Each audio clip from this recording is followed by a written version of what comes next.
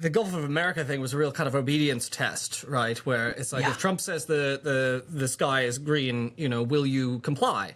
And it turns out that a lot of these supposedly woke these corporations that are ideologically infested with Marxism, as the right would have it. Oh no! Immediately, if Trump says, actually, you have to call the Gulf of Mexico something that it isn't, Google Maps is like, yes, Mr. Trump, it's the Gulf of America. It's Google. That's I mean, the joke was made before, but yes, we're allowing the Gulf. We're allowing a Gulf to transition, but we won't allow people to transition. It's incredible. Yeah, I thought the principle was things are what they are. You can't change the name. You can't change the name of things. You just wokeified the Gulf of Mexico. Oh, well, I mean, the hypocrisy is it turns out that they never cared about cancel culture either, because now it's all like, oh, we need to fire people for X, Y, and Z. Chris Rufo every day is like, look at this federal employee. They said a pro-trans thing. They should be fired. Yeah. And it's like, but what happened to like, don't fire people for their political opinions. Oh, you just meant don't fire people for having my political opinions. Yeah. I mean, there's a lot to say. I do feel like we also have reached the limitations of talking about democracy, is in peril. I think that was a losing strategy for Democrats in the election. Because, and this is what I wanted to say, because it's been bopping around in my head, is like, America's had like this STI, of like oligarchy, right? And we've had it for a long time. It's been festering and we sort of kept it under control. We had access to our meds and our ointments and things like that. So like the flare-ups weren't so big. Now we've got full-blown oligarchy, but we've been sick for a very long time, all right? We had a lot of unprotected sex with a lot of rich people. The point is like, we've walked ourselves down this path, right? When you think about a billionaire buying a president, like 30 years ago or 20 years ago, you'd be like, yeah, that makes sense. I mean, overturning Citizens United, allowing corporations to donate endless money through, back channels, dark money, etc. That makes sense.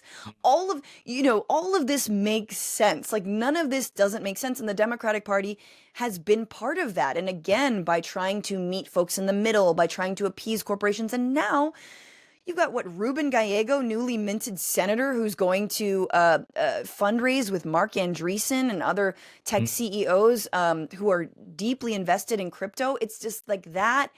That is a losing strategy. The answer isn't we need our feudal tech lord to back our, version of a Trump. That is obviously not the answer. The head of the DNC said that, the good billionaires. We're going to have the good billionaires. And it's I mean, that was before he was elected. Who knows? I don't know. I don't know, Nathan. I am in a moment of like, I'm not sure the Democratic Party has what it takes. Yeah. I'm very deeply concerned that it does not. Well, and I don't say that as someone who's like, we need to completely abandon. And everyone who talks about the Democratic Party, they're a sellout. No. Those are people who also hate me online. But I just think that there's a real reckoning, and I don't know if it's happened. Certainly, if they follow the James Carville strategy of don't do anything, I think it's pretty clear they're not going to meet the moment with that. You mentioned crypto. I mean, there's a really egregious example of and in fact, Harris let the crypto lobbyists get to her, and her plan for Black America was like involved like promoting cryptocurrency. That's right. And the crypto people were like, just the mildest regulation, which was like, don't do scams. They were outraged by, and now it's, oh no, sorry, you can do scams, you can do whatever. You can just take, and there's a real, crypto is a space where it's really about like, can you trick ordinary people into giving you their money so you can steal it. And that's what Trump even made a coin, a meme coin. And it was just, can I take all of my MAGA supporters and can I fleece them for as much of their money? Can I make money off of their faith in me? And he did, and he stole a bunch of their money. And then the president of Argentina tried the same, and they're like, we're going to impeach you. And he was like, oh man, that guy did it. I thought you could just do a meme coin and take everyone's money. And that was a thing. Like, now. No, we actually have better checks and balances. Like, in Argentina, people are going to impeach you for that shit because it's a crime. Because it's a crime. Well, I mean, this is the thing that I think Democrats also are missing: money out of politics, money out of politics, money out of politics, money out of politics. And any Democrat that's not seriously saying that is not worth their salt and should not be trusted. But I didn't hear anyone calling for Trump's impeachment over the Trump coin. It's just like treat that as normal. Perfect example. It's Exactly. like, well, he just stole a bunch of money from people. Yeah. It's not a high crime and misdemeanor. You're not going to use that. Like, Yeah. obviously you're not going to successfully remove him from office because Republicans in power. But like, make an issue of it. Don't just let it pass by as Trump being Trump.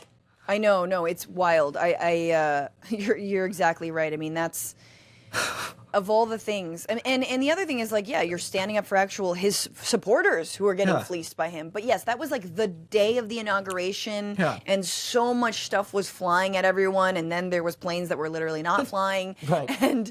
And so yeah, it kind of got lost in the sauce. But you're like, no, but this is still.